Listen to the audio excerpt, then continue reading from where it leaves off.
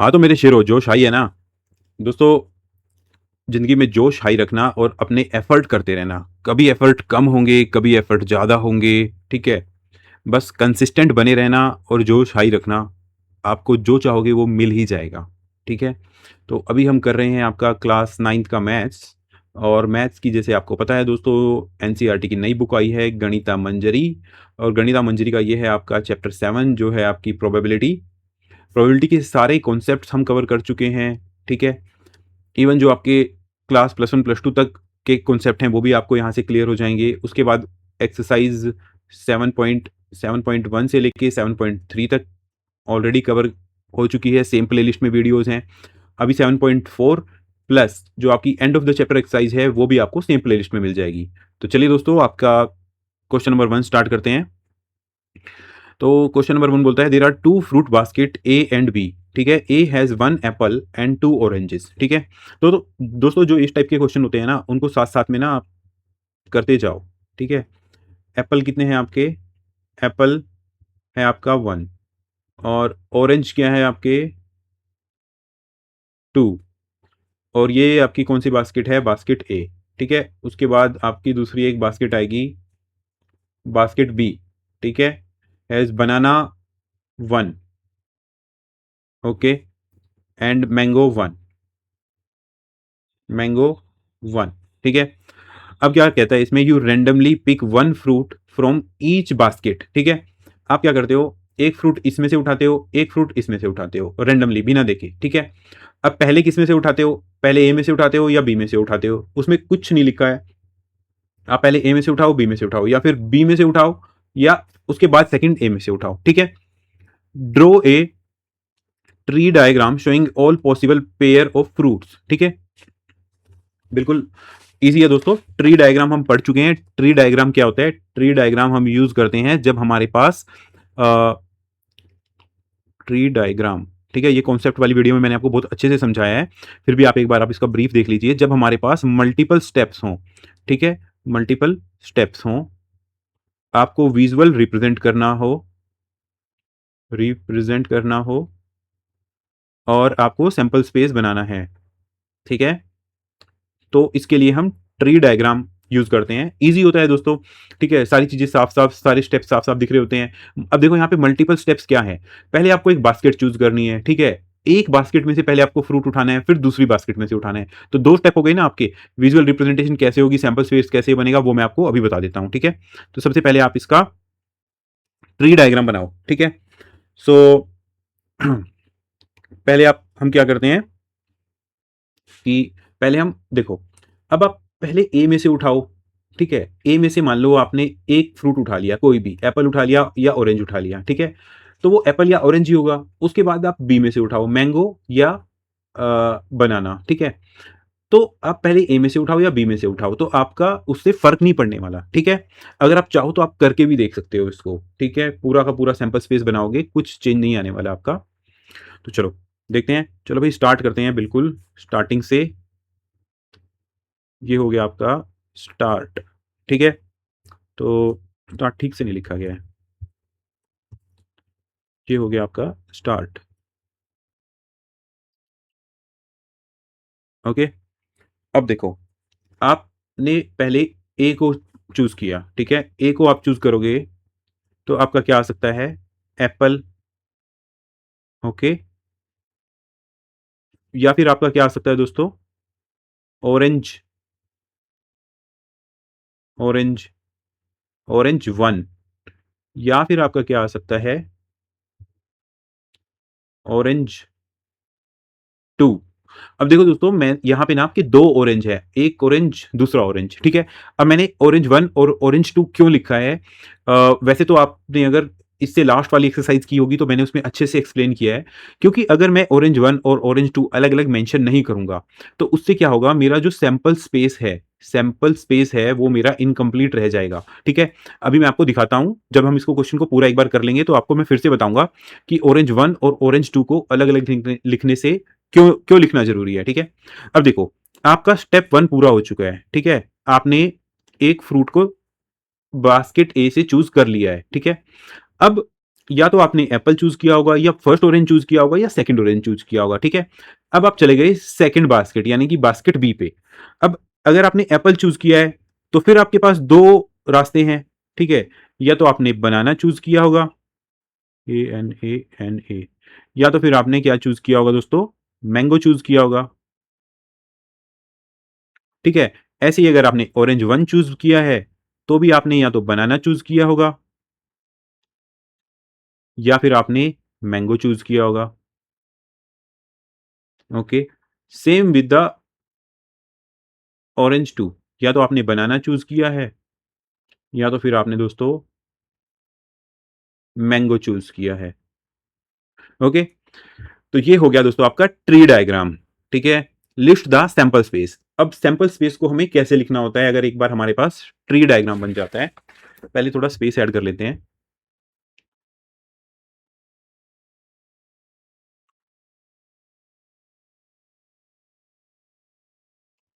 ठीक है, तो सैंपल स्पेस को कैसे लिखते हैं दोस्तों, ये देखो, आपके पास ना जितनी भी ब्रांचेस बनती हैं, ठीक है, आप देखो, आपने देखा पेड़ कैसे देखा होगा आपने कि ये पेड़ का ट्रंक होता है और फिर उस आपके बाद वो ऊपर ऐसे कुछ फैल जाता है। ठीक है, ऐसे ऐसे फैला होता है। ठीक है, या फिर आप इसको छोड़ो, आप ऐसे लगाओ कि जैसे ये पेड़ है, फिर उसकी डिफरेंट डिफरेंट ब्रांचेस निकली होती हैं, है ना, ऐसे ब्रांच निकली होती हैं, ऐसे कहीं से ऐसे। ठीक है, ऐसे ऐसे उसकी ब्रांचेस निकली होंगी। तो ये आप इसको इन्वर्टेड पेड़ मान लो। अब आपको हर ब्रांच को कवर करना है। ठीक है, कैसे कवर करना है, तो चलो करते हैं आपका।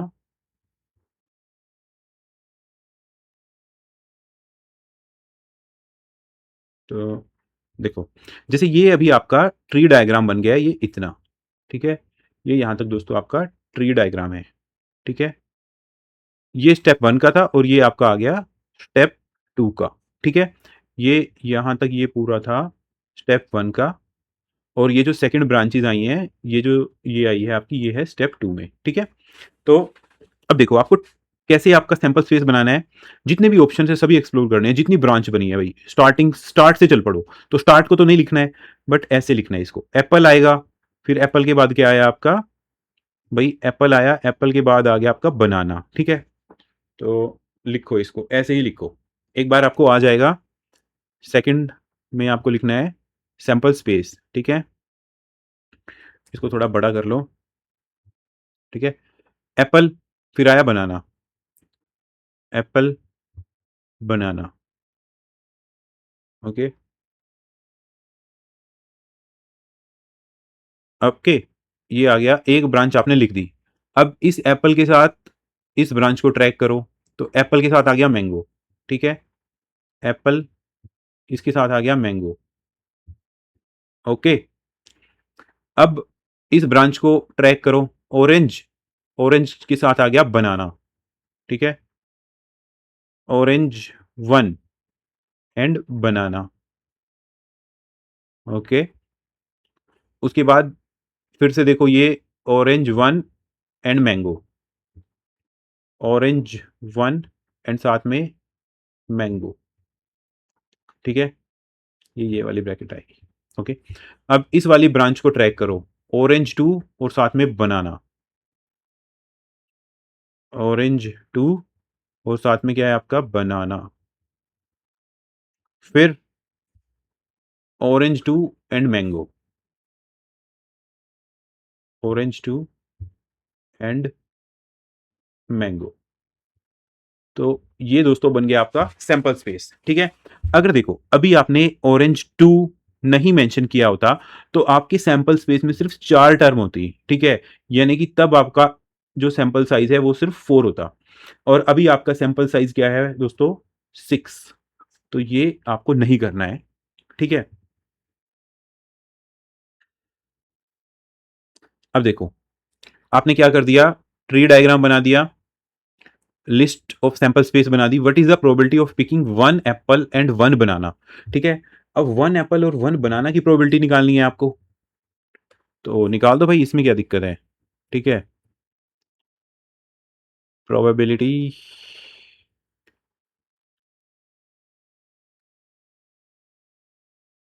Of picking one Apple plus one banana. Okay, कितना होगा?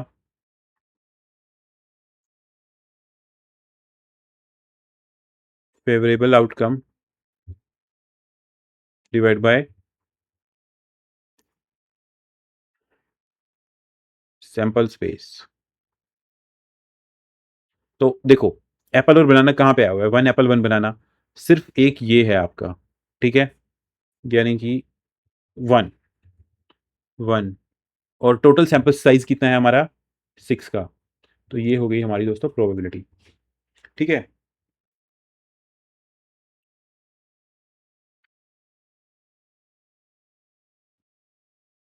तो चलो नेक्स्ट क्वेश्चन देखते हैं दोस्तों इसका। दोस्तों अगर ये नेक्स्ट क्वेश्चन आप कर लेते हो तो आपको समझ आ जाता है, तो फिर आप कोई भी सैंपल स्पेस बना लोगे, ठीक है। चलो करते हैं। तो अभी क्या है, let us say that, okay, change कर देते हैं आपका कलर पेंसिल का। Okay, let us say you have a box containing three red ball, three red pen. Okay, red कितना है? 3। ब्लैक कितना है? तो इसको चेंज कर लेते हैं दोस्तों थोड़ा।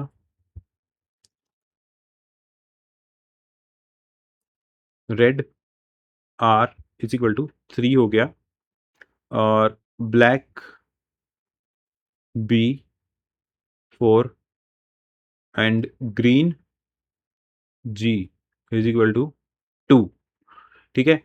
तो you pick a pen without looking, ठीक है, from box and put it back. आपने क्या किया दोस्तों, आपने इन टोटल पेन कितने हो गए आपके पास? 3 और 4 और 7, और टोटल हो गए आपके पास, टोटल 9 पेन है आपके पास।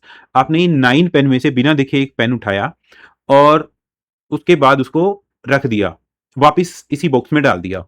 अब आपके दोस्त ने भी सेम काम किया, उसने एक पेन उठाया और उसको वापिस इस बॉक्स में रख दिया, ठीक है। तो अब क्या है, क्या पूछते हैं आपसे, what are the possible outcome of pen colours, ठीक है। Can you draw a tree diagram representing possible outcomes, ठीक है। तो देखो, ऑफ पेन कलर्स, तो पहले वाला हमारा क्या है? पहले वाला हमारा बिल्कुल क्लियर है, what are the possible outcome of pen colours. तो पेन कलर्स के क्या हो सकते हैं? पेन के कलर रेड हो सकता है, ब्लैक हो सकता है, या ग्रीन हो सकता है, ठीक है।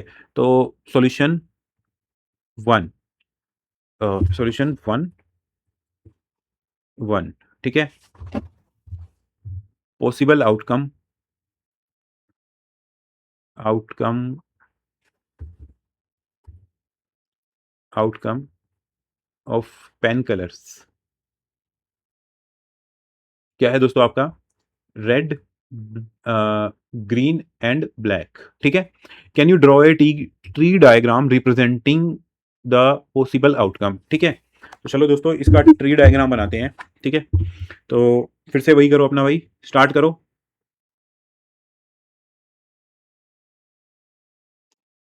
ओके, ये सही से नहीं हुआ भाई, सो सही से करते हैं इसको, ठीक, ठीक है, स्टार्ट, ठीक है। अब दोस्तों पहले एक एक ऑप्शन को हम देखते जाएंगे। आपने पेन पेन उठाया, ठीक है। अ, इसमें फिर से 2 स्टेप हैं। स्टेप 1 में आपने पेन उठाया, ओके। स्टेप 2 में क्या हुआ है, आपके दोस्त ने पेन उठाया है, ठीक है।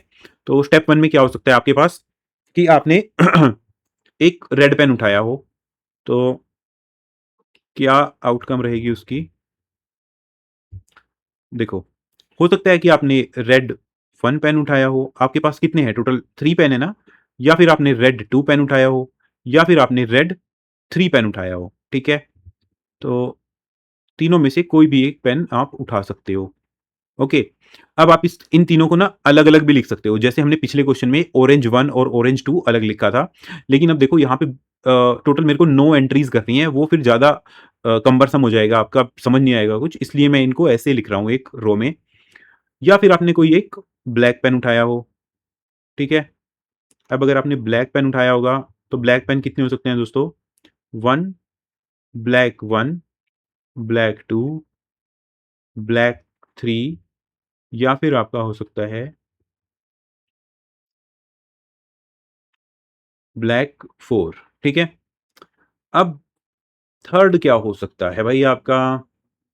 ग्रीन 1 और ग्रीन 2। ठीक है। या तो आपका ग्रीन 1 पेन उठाया मैंने, या फिर मैंने आपका ग्रीन 2 उठाया। ठीक है। अब ये मेरा दोस्तों स्टेप 1 पूरा हो गया। ठीक है। चलो यहां तक कोई दिक्कत नहीं है। एक्चुअली असली जो समझ का खेल है वो अब स्टार्ट होता है। ठीक है। तो देखो, अब ये मैंने अगर एक बार सबसे पहले मैंने रेड 1 चूज कर लिया। ठीक है। फिर मैंने उसको उठाया और वापस रख दिया। अब मेरे जो बॉक्स में पेन है वो सेम है जितने पहले थे। जितने मेरा अब फ्रेंड उठाएगा उसके लिए भी सेम है। ठीक है। कोई पेन कम, किसी भी कलर का पेन कम या ज्यादा नहीं हुआ है। ठीक है। अब देखो, अब इस R1 के पास आके, ठीक है, R1 के पास आके फिर मेरे पास क्या ऑप्शन आएंगे कि या तो मैं R1 उठा लूं, मीन्स जो मेरे फ्रेंड है वो क्या करेगा, या तो R1 उठाएगा या R2 उठाएगा या फिर R3 उठा लेगा। ठीक है। ऐसे ही या तो वो ब्लैक 1 उठाएगा या ब्लैक 2 उठाएगा या ब्लैक 3 उठाएगा या फिर ब्लैक 4 उठाएगा। ऐसे ही वो या तो ग्रीन 1 उठाएगा या ग्रीन 2 उठाएगा। ठीक है। अब दोस्तों ये ना, ये जो एक मेरा बन गया है, ठीक है, ये एक बन गया है, ये और ये। ठीक है। ये दोस्तों सिर्फ R1 के लिए बना है। ऐसा मेरा R2 के लिए भी बनेगा। ऐसे करके बना लो उसको नीचे। ठीक है।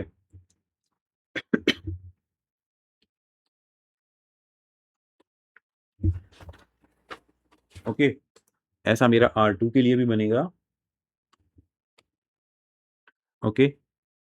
सो वो भी सेम यही रहेगा, R1, R2, R3, या फिर B1, B1 से लेके B4, G1 से लेके G4। और ऐसा बच्चों हमारे लिए R3 का भी बनेगा। ठीक है।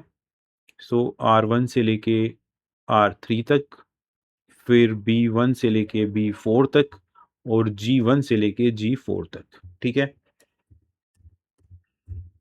ये है हमारा G1, ओ सॉरी, ये G2 तक ही रहेगा, सिर्फ G1 G2। ओके। तो अब देखो सेम मेरा, अगर मैंने B1 किया हुआ है ऑलरेडी, ठीक है, मैंने पहला पेन ब्लैक उठाया, तो ये पेन ब्लैक उठाने के बाद फिर मेरे पास क्या बन जाएगा दूसरी बार में, या तो मैं R1, R2, R3 कोई भी उठाऊं, या फिर मैं आपका दूसरा क्या उठा सकता हूं दोस्तों, ये एक हो गया, या फिर मैं B1 से लेके B4 तक उठा सकता हूं। ठीक है। या फिर मैं G1 और G2 उठा सकता हूं। ठीक है। अब ऐसा मेरा सेम B2 के लिए भी बनेगा, सेम B3 के लिए भी बनेगा, और सेम B4 के लिए भी बनेगा। अब देखो G1, अगर मैंने पहला पेन ग्रीन उठाया है तो उसके लिए भी मेरा सेम होगा कि जब मैं दूसरा पेन उठाऊंगा तो वो मेरा या तो रेड 1 हो सकता है, रेड 2 हो सकता है, या रेड 3 हो सकता है, या फिर मेरा वो क्या हो सकता है, वो मेरा ब्लैक 1 से लेके ब्लैक 4 तक हो सकता है, या फिर वो मेरा ग्रीन 1 ग्रीन 2 हो सकता है। ठीक है। तो अभी आपको देख के ये थोड़ा सा ऐसे लग रहा होगा, लेकिन ये इतना कोई घबराने वाली बात नहीं है। आप सिर्फ ये देखो कि जो आपने पहले ये लिखा है ना, स्टेप 1 लिखा है, R1 R2 R3 B1 to B4 G1 to G2। अब हर ऑप्शन के नीचे आपको यही लिखना है, R1 R2 R3 B1 to B4 and G1 to G2। ठीक है। अब देखो नेक्स्ट नेक्स्ट क्वेश्चन, या ये आपका पूरा ट्री डायग्राम बन जाएगा। ओके। ट्री डायग्राम आपका बन जाएगा। ठीक है। तो अब ये कहता है कि what can what can you use the tree diagram to guess the probability that both the friend pick the pen of the same colour. ठीक है। आपको इस ट्री डायग्राम का यूज करके ये फाइंड आउट करना है कि क्या प्रोबेबिलिटी है कि दोनों जो आपके फ्रेंड्स हैं, आपने और आपके फ्रेंड ने, या तो दोनों ने रेड रेड कलर का पेन चूज किया हो, या ब्लैक ब्लैक का चूज किया हो, या फिर ग्रीन और ग्रीन का चूज किया हो। ठीक है।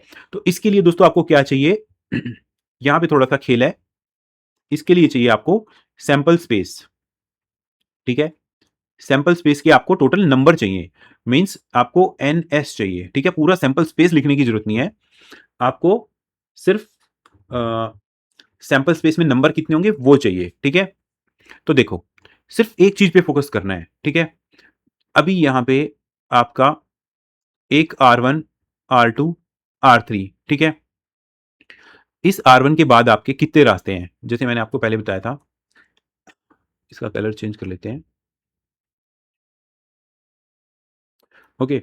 देखो, ये R1 के बाद 1, ये पूरा यहां से हम अगर इस R1 की ब्रांच को करते हैं तो 1, फिर 2, फिर 3, और R1 से फिर मेरा B1, 2, 3, 4, ये 4 हो गया। और ऐसे ये मेरा R1 से फिर मेरा G1 एंड G2, यानी कि 2, यानी कि 3 plus 4 plus 2, 3 plus 4 plus 2 is equal to 9, ठीक है। एक R1 से मेरा 9 आया है। अब R2 से भी मेरे 9 आएंगे दोस्तों, R3 से भी मेरे 9 आएंगे, ठीक है। तो यहां से मेरा आ गया पूरा 27, ये R1, R2, R3 से आ गया 27, ठीक है। अब B1 से देखो, B1 से मेरा एक R1, 1, 2, 3, ठीक है। फिर B1 से मेरा ये 4 तक, प्लस 4, फिर B1 से मेरा G1 एंड G2 प्लस 2, ये भी कितना आ गया 9। और ये 9 कितनी बार आएगा, इसके लिए भी 9, यहां पे भी 9, B3 के लिए भी 9, यहां पे भी 9। तो 9 4 जा 36, ठीक है। इसका 26 आया था, इसका आएगा 36, ठीक है। अभी इसका भी दोस्तों देखो, 1, 2, 3, फिर 1, 4 4 हो जाएगा, फिर 1 और 2, ये भी दोस्तों 9 में आएंगे, ठीक है। और ये 9 प्लस 9 2, 9 2 जा 18, ये हमारे 18 हो जाएगा, ठीक है। तो मेरे पास टोटल NS कितना आएगा, NS आएगा मेरे पास 27 प्लस 36 प्लस 18, और दोस्तों ये कितना होगा,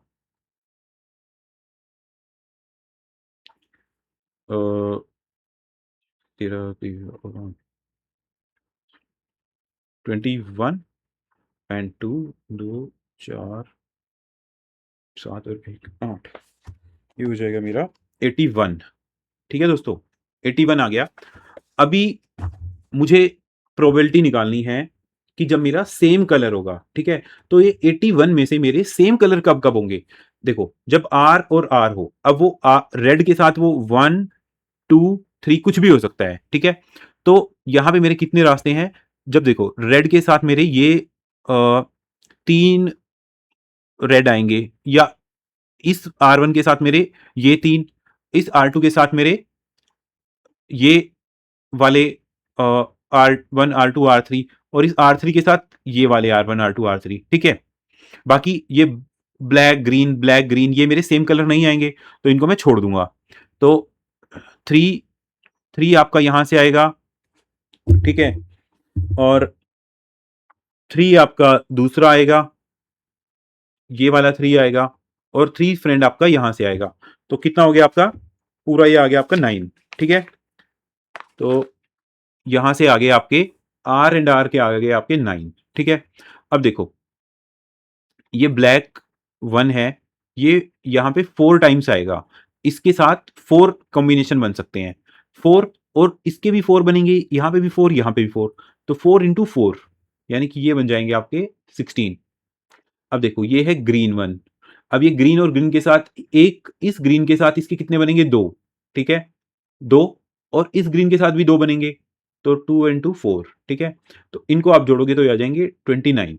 तो probability of same colour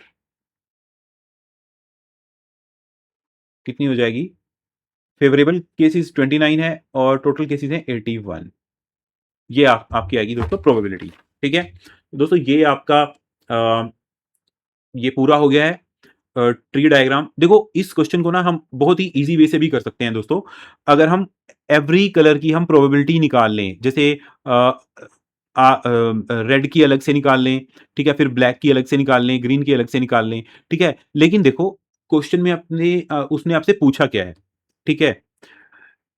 can you use the tree diagram, ठीक है?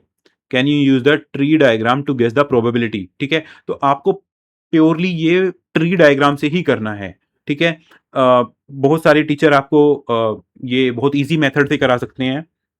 मतलब मीन्स ईज़ी तो ये भी है, मतलब वो कैलकुलेशन से कोई भी इसको बहुत ईज़िली कर सकता है, लेकिन आपकी अंडरस्टैंडिंग के लिए इसको आपको सिर्फ़ ट्री डायग्राम से ही करने के लिए बोला हुआ है। तो चलिए दोस्तों, अब मिलते हैं इस चैप्टर की लास्ट एक्सरसाइज़ हमारी, end of the chapter exercise पे। Thanks friends.